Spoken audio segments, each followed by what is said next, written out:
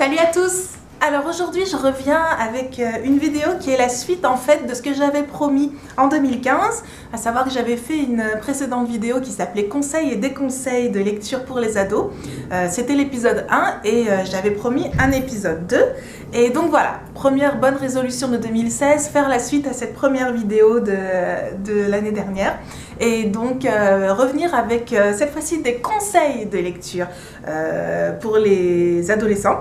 Donc je reviens à mes bonnes habitudes de ne parler que de livres qui m'intéressent, parce que j'espère que vous avez compris dans la première vidéo que j'ai faite que en fait je considère qu'il n'y a pas de littérature pour les adolescents.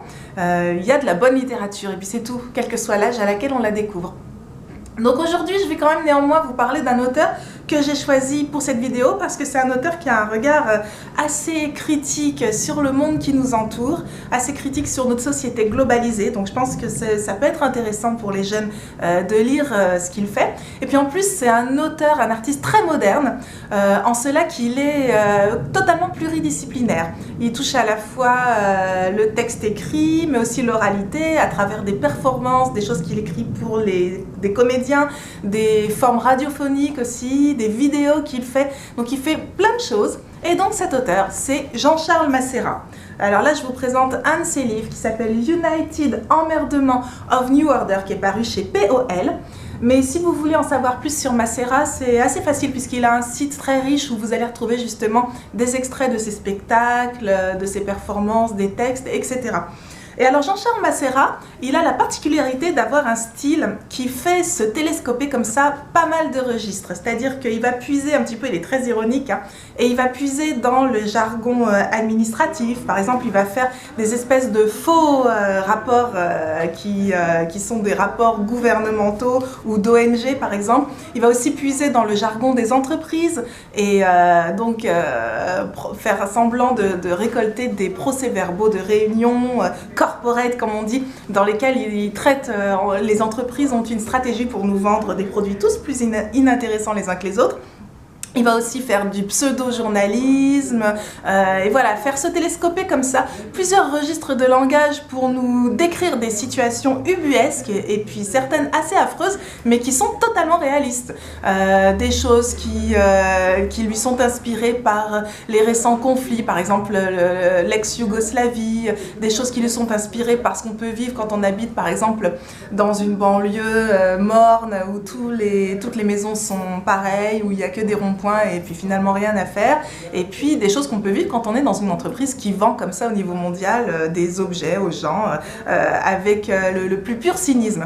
Donc voilà, ça paraît assez sombre ce que je vous dis comme ça, mais il y a beaucoup d'humour parce que justement il traite ça, tous ces différents registres de style de façon tellement décalée, en y mélangeant parfois, il y a un petit retour de vie comme ça et d'humanité parce qu'il utilise parfois au milieu de tout ce jargon un style complètement oral et du français vraiment parlé comme on peut parler au bar ou n'importe où entre soi. Donc il y a ce télescopage comme ça qui fait qu'il reste quand même un fond d'humour et d'ironie dans ce qu'il dit, qui évite de complètement sombrer dans le désespoir parce qu'il raconte vraiment des situations finalement assez sombres. Je vous donne un exemple. Il parle des grands flux migratoires et des ravages donc voilà, de ces pauvres migrants qui arrivent comme ça, donc évidemment aujourd'hui ça nous parle. Simplement, là, il prend l'exemple de flux migratoires de Français qui vont trouver refuge en Suisse.